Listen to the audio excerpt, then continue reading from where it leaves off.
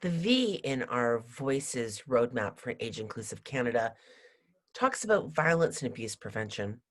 Many of us will know that elder abuse and neglect is rampant in Canada. Estimates of 1 in 6 older people are considered greatly underestimated.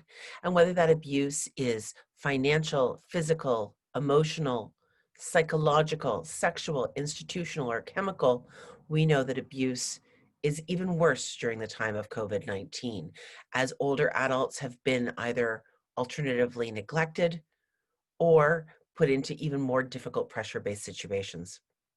So this section of V really explores what we need to do in terms of violence prevention and response. We're going to be exploring the issue of awareness of elder abuse, making some key recommendations, such as ensuring that Canada has a seniors advocate at the federal level, like so many other countries around the world do.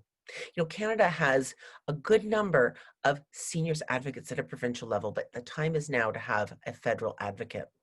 This also explores resources that we need to have in place in Canada to address elder abuse and neglect. It discusses the need to support organizations who are working in the field and to raise awareness about abuse and neglect so that people are able to overcome the stigma and shame associated with it.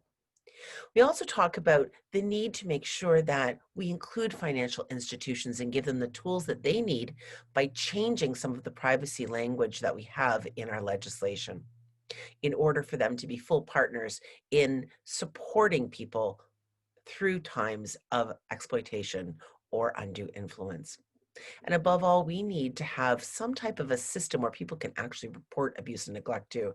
In our research and the research of others, we know that one of the biggest challenges to actually getting abuse and neglect out of the home and in personal shame and out so that we can respond to it is that people don't know where to call. So we're asking for a 1-800 hotline at a federal level so that then people can be able to talk to somebody and connected to their own local areas.